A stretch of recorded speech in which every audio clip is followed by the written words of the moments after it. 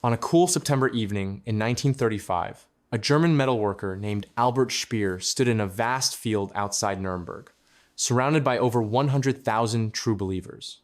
He was not there as a worker, but as the architect of this spectacle, the Cathedral of Light, a construct of 130 anti-aircraft searchlights pointed straight into the night sky, creating walls of pure white energy that seemed to enclose the fervent masses.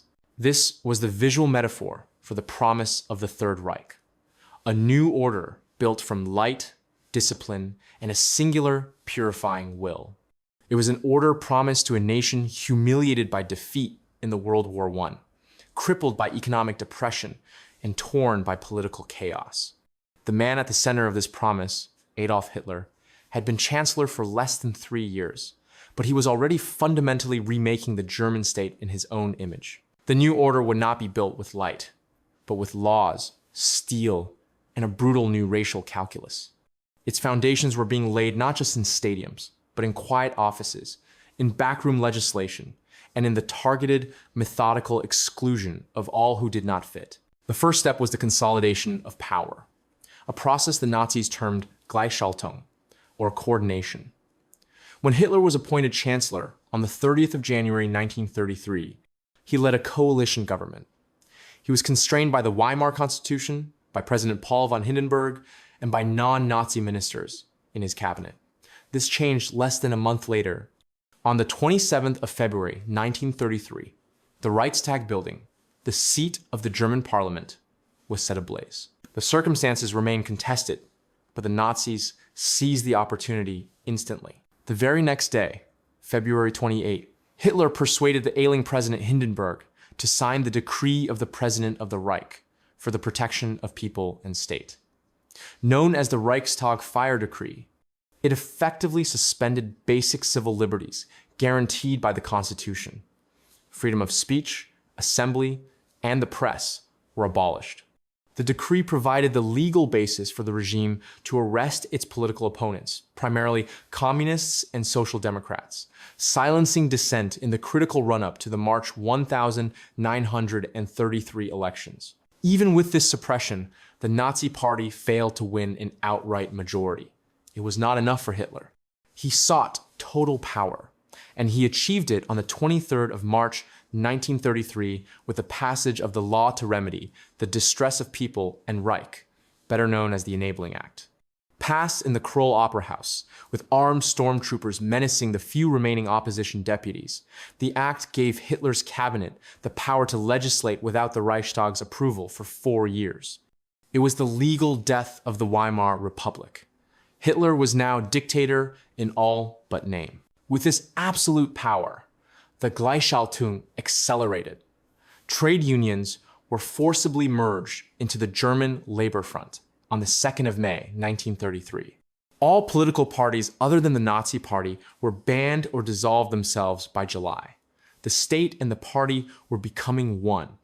Yet, one internal threat remained: the Sturmabteilung, or SA, the party's own brown-shirted paramilitary wing.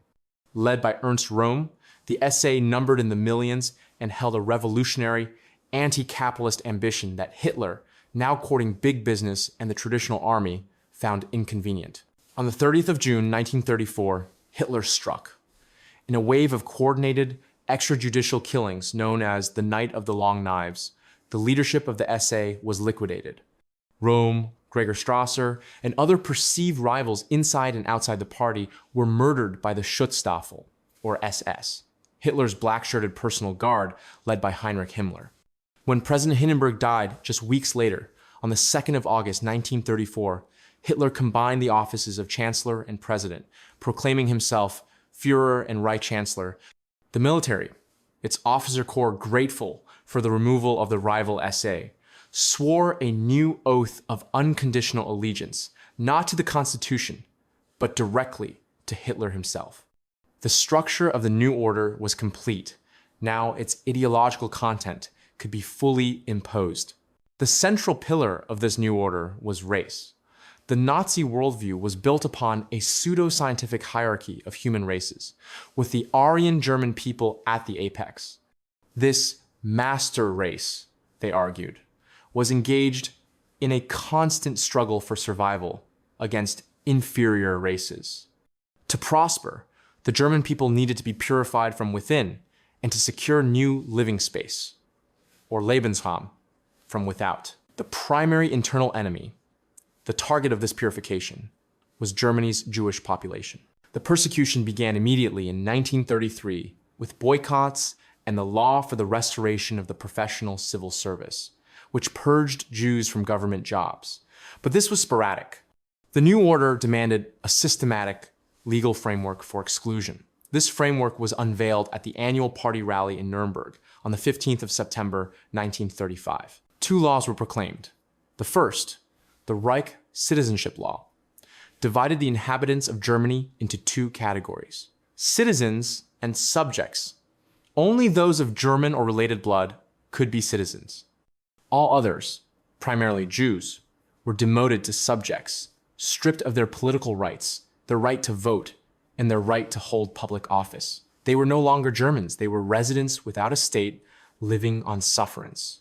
The second, the law for the protection of German blood and German honor, was even more insidious. It criminalized marriages and any extramarital relations between Jews and non-Jewish German citizens. It forbade Jews from employing female German citizens under the age of 45 as domestic servants. The law was a meticulous, legalistic obsession with blood purity. It created a new crime, Rassenschande, or race defilement. The impact of the Nuremberg Laws was immediate and devastating. They were not just ink on paper, they were a social guillotine. Signs appeared on benches, in parks, and at swimming pools. Jews not welcome. Jewish doctors could no longer treat non-Jewish patients. Jewish lawyers were disbarred. Jewish children were expelled from public schools. The laws turned neighbors into informants and colleagues into strangers, systematically isolating and impoverishing an entire community.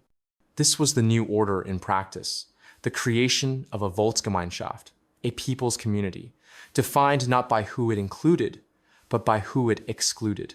While the Reich purified itself internally, it also began to break its external bonds. The Treaty of Versailles, signed in 1919, had imposed severe restrictions on Germany.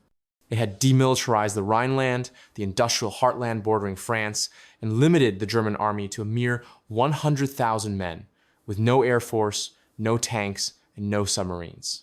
For Hitler, this treaty was the ultimate symbol of Germany's humiliation, and its destruction was a prerequisite for the new order. He began chipping away at it in secret. But on the 16th of March 1935, he tore it up for all the world to see. In a public proclamation, Hitler announced the reintroduction of universal military conscription and the expansion of the army to over 500,000 men. He also officially unveiled the Luftwaffe, an air force under the command of Hermann Göring, which had been training in secret. The reaction from the former allies, Britain, France, and Italy, was feeble. They issued a verbal protest, forming the short-lived Strasse Front, but took no concrete action. Britain, in fact, undermined this united front just months later. On the 18th of June 1935, it signed the Anglo-German Naval Agreement, which permitted Germany to build a fleet up to 35% of the size of the Royal Navy. This act of appeasement signaled to Hitler that the victors of the last war were divided and unwilling to fight to enforce the treaty. Emboldened, Hitler prepared for his first and most dangerous gamble. The demilitarized Rhineland was a constant reminder of German weakness, a buffer zone that left Germany's industrial heartland exposed. Hitler was determined to reclaim it. His generals were terrified. They warned that the German army was still a fledgling force, no match for the powerful French army, which could easily cross the border and rout them. On the morning of the 7th of March 1936, a token force of 3 German infantry battalions, roughly 3,000 men, marched across the bridges of the Rhine. As they entered cities like Cologne and Aachen, they were met not with French artillery, but with cheering crowds, flowers, and ringing church bells. In Berlin, the tension was unbearable. Hitler himself later admitted, the 48 hours after the march into the Rhineland were the most nerve-wracking of my life. If the French had then marched into the Rhineland, we would have had to withdraw with our tails between our legs. But the French did not march. Paralyzed by political division, haunted by the memory of the bloodletting of World War I, and unwilling to act without firm British support, the French government did nothing but lodge a protest with the League of Nations. The gamble had paid off spectacularly. Hitler's prestige within Germany soared. He had faced down the Allies and won. His contempt for the weak democracies was confirmed, and his faith in his own strategic instinct, often contrary to that of his professional military staff, became absolute. The new order was now armed and expanding. To fuel this rapid rearmament and prepare Germany for the inevitable conflict required by the ideology of Lebensraum, the economy had to be remade. The German economy was still vulnerable, dependent on foreign imports for crucial raw materials like rubber, iron ore, and oil. The new order demanded autarky, or economic self-sufficiency. In August 1936, Hitler drafted a secret memorandum. The German army must be operational in 4 years, he wrote. The German economy must be fit for war in 4 years. He appointed Hermann Göring, already head of the Luftwaffe, to oversee this new 4-year plan. Göring, a man of immense ambition and ruthless energy, became the economic dictator of the Reich. The 4-year plan was a massive state-controlled project to force Germany onto a war footing. The state poured billions of Reichsmarks into new industries dedicated to creating synthetic, or ersatz, materials. Great industrial complexes sprang up. The Luna works produced synthetic fuel from coal. The Buna works at Schkopau began mass-producing synthetic rubber. To solve the iron ore shortage, the state created a massive new industrial conglomerate, the Reichswerke Hermann Göring, to exploit low-grade domestic ores that private industry had found unprofitable. This entire economic program was a direct challenge to the classical conservative economists in the government, like Hjalmar Schacht, the president of the Reichsbank who had managed Germany's initial economic recovery. Schacht warned that this massive, debt-fueled rearmament would cause ruinous inflation and bankrupt the state. But Hitler was not interested in balanced budgets. He was interested in tanks and bombers. By 1937, Schacht was marginalized, and Göring's 4-year plan was in full control. The new order now had its own economic engine, one designed for a single purpose: war. As this war machine was being built, the regime presented a carefully curated image to the world. In August 1936, just as the 4-year plan was being drafted, Berlin hosted the Olympic Games. For 2 weeks, the Nazi capital was transformed. Anti-Jewish signs were temporarily removed.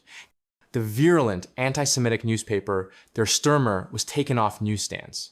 The world's visitors were greeted by a clean, modern, efficient, and seemingly peaceful Germany. Propaganda Minister Joseph Goebbels orchestrated a masterpiece of public relations. The innovations, such as the first televised sports broadcast and the dramatic torch relay, impressed the world. But beneath the facade of sportsmanship, the persecution continued, and the military buildup accelerated. The Olympics were not a pause in the new order. They were its most effective mask. The mask was for public consumption. Internally, Hitler was becoming more explicit about his true aims. On the 5th of November 1937, he convened a secret meeting in the Reich Chancellery. Present were his top military commanders: War Minister Werner von Blomberg, Army Chief Werner von Fritsch, Navy Chief Erich Raeder, and Luftwaffe Chief Hermann Göring, along with Foreign Minister Konstantin von Neurath. The minutes of this meeting, recorded by Hitler's adjutant Friedrich Hossbach, provide a chilling look into his intentions. Hitler declared that the core of German policy was the problem of space, or Lebensraum. He argued that Germany's racial community was growing and would soon face a crisis of resources. The only solution was the acquisition of new territory in Eastern Europe. This, he stated, could only be achieved through force. He then laid out scenarios for war, identifying Austria and Czechoslovakia as the first targets, and urged that action must be taken no later than the 1943 to 1945 timeframe. The response from the military leaders was not enthusiastic. Blomberg, Fritsch, and Neurath all raised objections, not on moral grounds, but on practical ones. They were concerned about the risks of provoking a wider war with Britain and France before Germany was fully prepared. Hitler was enraged by their caution. Within months, all three men were removed from their posts. In early 1938, a scandal was manufactured around von Blomberg, forcing his resignation. Von Fritsch was falsely accused of homosexuality and was also dismissed. Hitler seized the opportunity to abolish the Ministry of War entirely. He created a new high command, the Oberkommando der Wehrmacht, OKW, or High Command of the Armed Forces, with himself as supreme commander and the subservient Wilhelm Keitel as his chief of staff. The cautious, aristocratic old guard of the army was purged, replaced by men who were, above all, loyal to the Führer. The military instrument was now fully tuned to his will.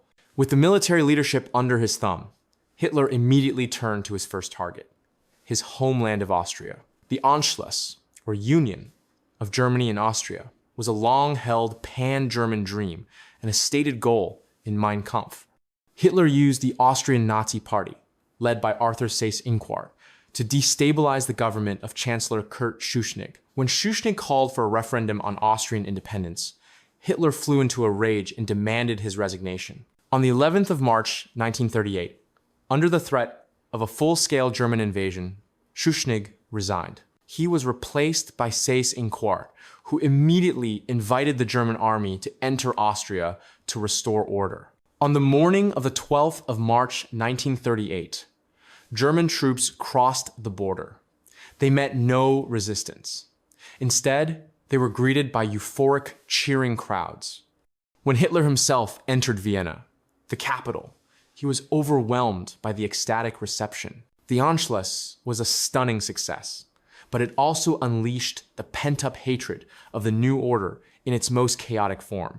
Even before the SS or Gestapo could implement systematic policies, Austrian Nazis and ordinary citizens engaged in a brutal, spontaneous pogrom against the Jewish population of Vienna. Jews were dragged from their homes, forced to scrub anti-Nazi slogans from the streets with toothbrushes, and publicly humiliated, beaten, and robbed. The Anschluss demonstrated not only the weakness of the Allies, but also the explosive, popular anti-Semitism that the new order could channel. No sooner had Austria been absorbed than Hitler turned to his next objective, Czechoslovakia. This democratic, multi-ethnic state, created in 1919, was home to 3 million ethnic Germans, most of whom lived in the border region known as the Sudetenland. Funded and encouraged by Berlin, the Sudeten German Party, led by Konrad Henlein, began agitating for autonomy. Throughout the summer of 1938, the crisis escalated. Henlein's demands grew, and the German press, under Goebbels' direction, ran a relentless campaign of propaganda, alleging horrific, fabricated abuses of Sudeten Germans by the Czech government. Hitler threatened war, and Europe was brought to the brink.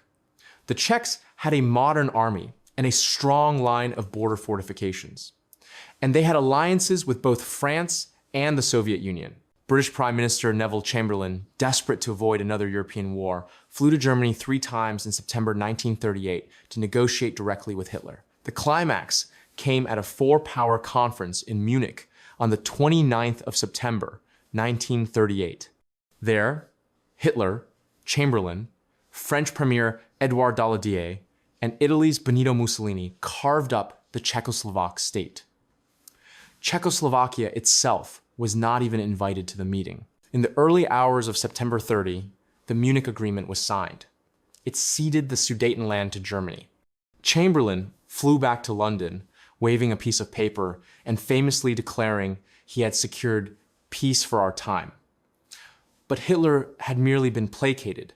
He had achieved another bloodless victory, shattered the French alliance system in Eastern Europe, and acquired the formidable Czech fortifications without firing a shot. The new order had expanded again, all through the threat of force. This period of diplomatic triumph was accompanied by a savage escalation of racial persecution back home.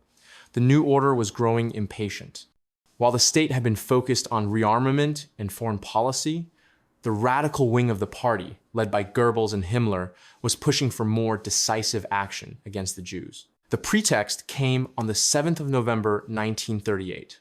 Herschel Greenspan, a young Polish-Jewish refugee in Paris, distraught over the deportation of his family, shot and killed a low-ranking German diplomat named Ernst von Rath. When von Rath died of his wounds on November 9, Joseph Goebbels saw his chance. That evening, Hitler and the Nazi Old Guard were gathered in Munich to commemorate the anniversary of the 1923 beer hall putsch. Goebbels delivered a fiery, incendiary speech, implicitly encouraging the party faithful to take action. The result was the Kristallnacht, the night of broken glass. It was not a spontaneous popular uprising, as the Nazis claimed, but a coordinated, nationwide pogrom. SA stormtroopers and SS men, often in civilian clothes but directed by party leadership, smashed their way through Jewish-owned businesses, homes, and synagogues. The night of November 9 and 10 was filled with the sound of shattering glass, the roar of flames, and the screams of the victims. By morning, the devastation was clear.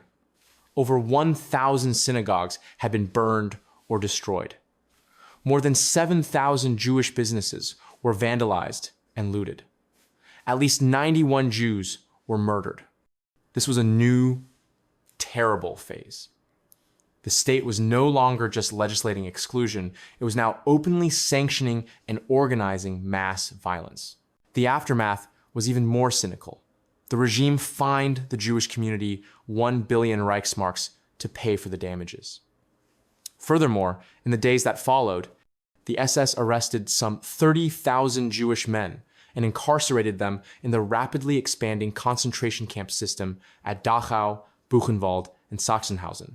Kristallnacht was the unambiguous signal that the goal of the new order was not merely to segregate or expel the Jews, but to utterly destroy their existence in Germany. The Munich Agreement had promised peace.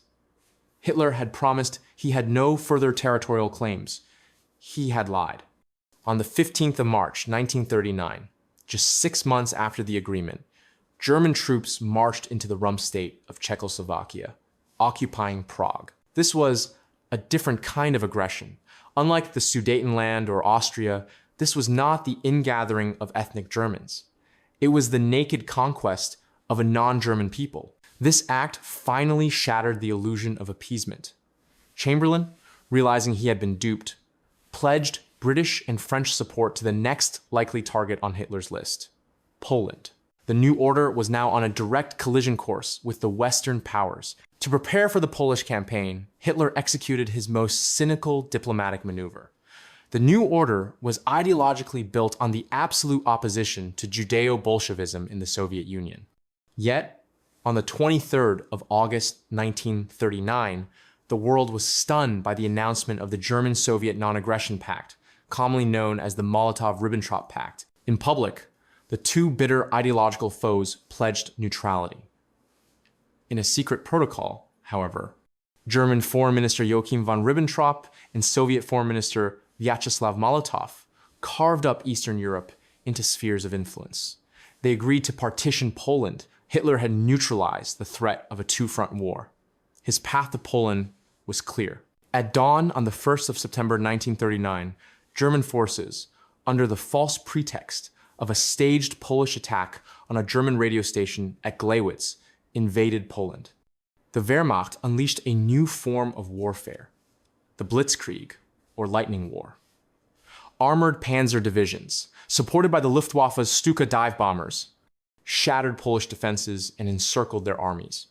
On September 3, Britain and France, honoring their guarantee, declared war on Germany. The World War II had begun. But in Poland, this was not just a conventional war.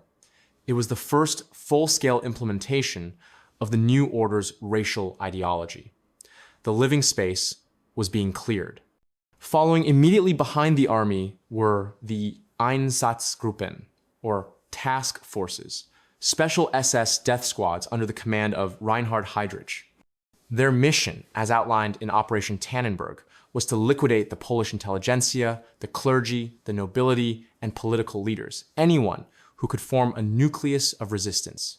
In the first few months of the occupation, tens of thousands of Polish civilians were rounded up and shot.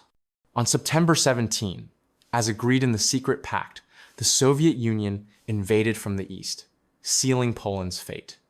By early October, the country was fully occupied and divided. The German-controlled territories were split. The western provinces, such as the Warthegau, were directly annexed into the German Reich. The goal here was complete Germanization. Hundreds of thousands of Poles and Jews were brutally expelled from their homes with little more than the clothes on their backs, forced into the central part of the country.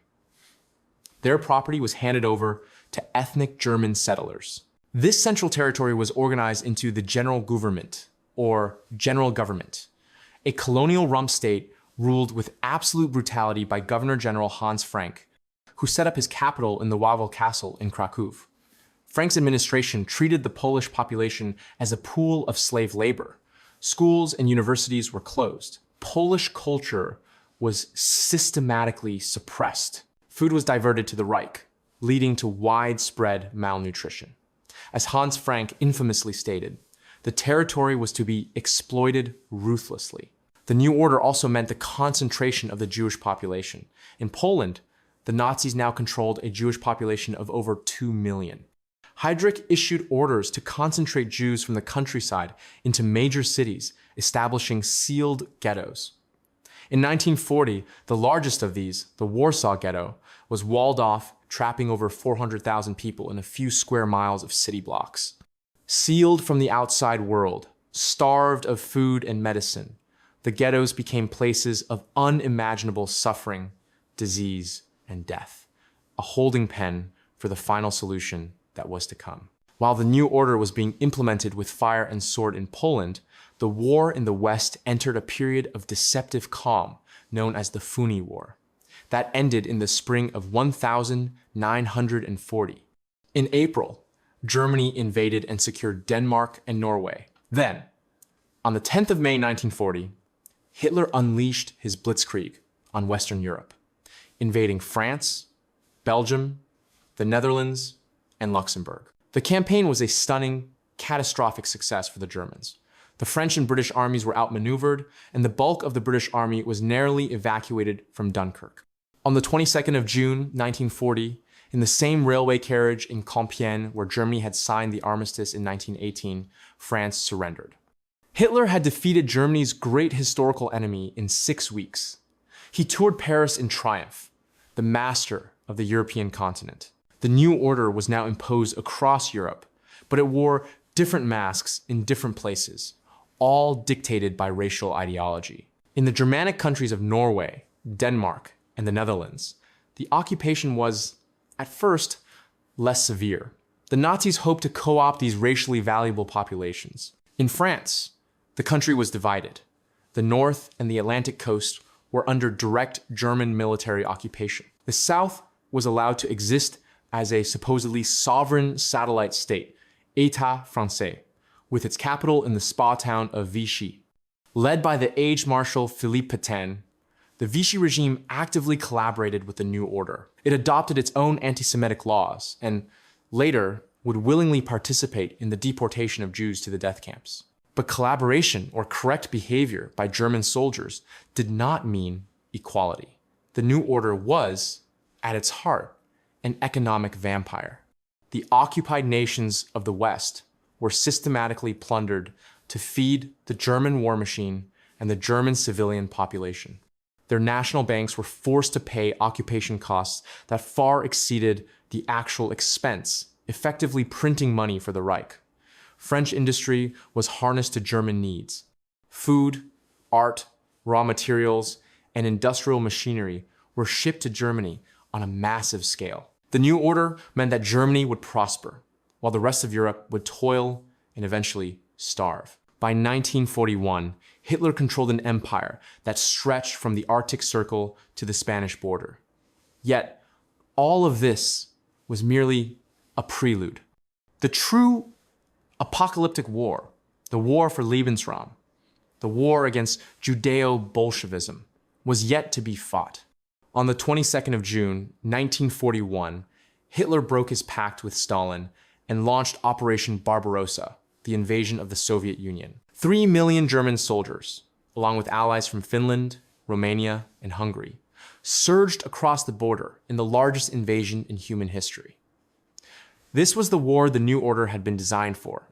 It was explicitly declared a war of annihilation, Vernichtungskrieg. The constraints of international law, already thin, were completely abandoned. The ideological framework for this new territory was laid out in the Generalplan Ost, or General Plan East. Developed in the offices of Heinrich Himmler's SS, this was the New Order's ultimate blueprint. It was a demographic fantasy of staggering brutality. The plan called for the eventual extermination, expulsion, or enslavement of over 30 million Slavic people: Poles, Russians, Belarusians, and Ukrainians. They were to be replaced by German settlers, creating a vast, Germanized agricultural heartland. In the first phase of the invasion, this ideology was put into practice. The Einsatzgruppen returned, but this time on a far larger and more systematic scale. 4 of these mobile killing units, totaling 3,000 men, followed the Wehrmacht into the Soviet Union. Their task, assisted by local collaborators and units of the Order Police, was to round up and murder Jews, communist officials, and anyone deemed a threat. The method was direct and brutal. Mass shootings. At Babi Yar, a ravine outside Kyiv, Einsatzgruppe C murdered over 33,000 Jewish men, women, and children in just 2 days, on September 29 and 31,941. This was the New Order in its rawest form, the methodical, industrialized killing of civilians. Millions of Soviet prisoners of war were captured.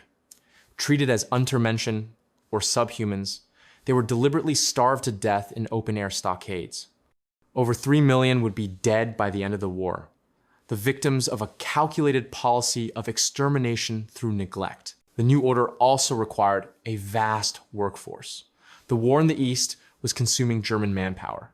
To keep the factories running, the Reich turned to slavery. Fritz Sockel was appointed plenipotentiary for labor deployment. His agents fanned out across the occupied territories, particularly in the East, rounding up millions of civilians. These Ostarbeiter, or Eastern workers, were shipped to Germany in cattle cars and forced to work in arms factories, on farms, and in mines. They were given starvation rations, housed in guarded camps, and forced to wear an Ost patch, marking them as subhuman. This was the New Order's labor policy, the enslavement of entire populations for the benefit of the master race. By the autumn of 1941, the mass shootings by the Einsatzgruppen were claiming victims on an unprecedented scale. But for the architects of the New Order, this method was proving inefficient. It was slow, public, and psychologically damaging to the killers. Himmler and Heydrich sought a new, more industrial method of killing. Experiments had already begun. At the Auschwitz concentration camp in occupied Poland, Commandant Rudolf Höss had tested the pesticide Zyklon B on Soviet prisoners of war, finding it to be a brutally effective killing agent. In occupied Poland, at a site called Chelmno, the SS began using mobile gas vans, diverting the engine's exhaust into a sealed compartment to kill Jewish deportees from the nearby Łódź ghetto. This was the genesis of the final solution to the Jewish question. To coordinate this continental-scale program of genocide, Reinhard Heydrich convened a meeting of senior SS and government officials. The meeting took place on the 20th of January 1942 at a villa in the Berlin suburb of Wannsee. The Wannsee Conference was not a meeting to decide on the Holocaust. That decision had already been made. It was a bureaucratic meeting to coordinate it. Heydrich, assisted by his Jewish specialist Adolf Eichmann, explained to the representatives from the various ministries, the Foreign Office, the Ministry of Justice, the General Government, how the final solution would be implemented. The protocol of the meeting, discovered after the war, is a chilling document of bureaucratic euphemism. It speaks of evacuation to the east, and special treatment. But its meaning was clear. The entire Jewish population of Europe, estimated at 11 million, was to be rounded up, transported to occupied Poland, and systematically exterminated. Following Wannsee, the new order entered its most horrific phase. A network of extermination camps, or death factories, was established. Unlike concentration camps like Dachau, which were for labor and imprisonment, these new camps, Treblinka, Sobibor, and Belzec, part of Operation Reinhardt, had one purpose: immediate mass murder. Jews were brought in by train, told they were being resettled and deloused, forced to undress, and then herded into gas chambers disguised as showers, where they were killed with carbon monoxide from diesel engines. The largest and most infamous center of killing was Auschwitz-Birkenau. Here, the SS perfected the process. Trains from all over occupied Europe, from France, the Netherlands, Greece, Hungary, and Italy, arrived on a daily basis. Upon arrival on the ramp, SS doctors performed a selection. The able-bodied were chosen for slave labor, to be worked to death in the surrounding factories, such as the IG. Farben, Buna, Werke. The vast majority, the old, the sick, and almost all mothers and children were sent directly to the gas chambers, which now use the more efficient Zyklon B. This was the new order's final, terrible logic. It was a state built on a racial hierarchy that required, for its own fulfillment, the creation of a continental assembly line of death. It was a new order that combined primitive, hateful ideology with the most modern, bureaucratic, and industrial methods. This order, built on terror and plunder, was entirely dependent on military victory. And by 1943, that victory was slipping from Germany's grasp. The defeat at Stalingrad, which concluded on the 2nd of February, 1943, was the turning point. The Wehrmacht was now in retreat on the Eastern Front. In North Africa, the Allies had landed and defeated the Afrika Korps. In July 1943, the Allies invaded Sicily, and Mussolini's fascist regime in Italy collapsed. As the Reich began to contract, the new order became more desperate and more brutal. Albert Speer, who had replaced Goering as the master of the war economy, performed miracles of production, but only by rationalizing the system of plunder and becoming ever more reliant on the millions of slave laborers provided by Sauckel. In the occupied territories, resistance movements, once small, grew in strength, supplied by the Allies and fueled by the regime's own brutality. The new order responded with savage reprisals. After the assassination of Reinhard Heydrich by Czech agents in 1942, the Nazis annihilated the village of Leditz, murdering all the men and deporting the women and children to camps. In Oradour-sur-Glane, in France, in 1944, the SS murdered 642 civilians in retaliation for partisan activity. The genocide of the Jews, far from being slowed by the worsening war, was accelerated. The leadership was determined to complete its ideological mission. In 1944, with the Red Army advancing, the SS frantically organized the deportation of over 400,000 Hungarian Jews to Auschwitz in a matter of weeks. The machinery of death worked until the very end. In 1S 944, the new order began to collapse from both east and west. On the 6th of June 1944, the Allies landed in Normandy. In August, Paris was liberated. On the Eastern Front, the Red Army destroyed Army Group Center and was advancing on the Reich's own borders. Inside Germany, the new order was crumbling. Allied bombers were leveling German cities. The economy, stripped of its plundered resources from France and Ukraine, was collapsing. The final desperate expression of the new order was the Volkssturm, or People's Storm, which conscripted old men and young boys into a last-ditch defense of the fatherland. The end came in the spring of 1945. The Red Army fought its way into Berlin, street by street, reducing the capital of the thousand-year Reich to rubble. On the 30th of April 1945, in his bunker beneath the Reich Chancellery, Adolf Hitler, the architect of the new order, dictated a final, unrepentant political testament blaming the war on international Jewry. Then he committed suicide. On the 7th of May, 1945, what remained of the German High Command signed an unconditional surrender. The new order was finished. As Allied soldiers advanced into Germany and Poland, they stumbled upon the camps. Bergen-Belsen, Buchenwald, Dachau, Auschwitz. The world was confronted with the physical, irrefutable evidence of the new order's ideology. The piles of bodies, the emaciated survivors, the gas chambers, and the meticulous records of extermination defied human comprehension. In November 1945, the surviving leaders of the regime, Goering, Ribbentrop, Hans Frank, Fritz Sackel, Alfred Rosenberg, Wilhelm Keitel were put on trial in the one city that had been the symbolic heart of the new order, Nuremberg.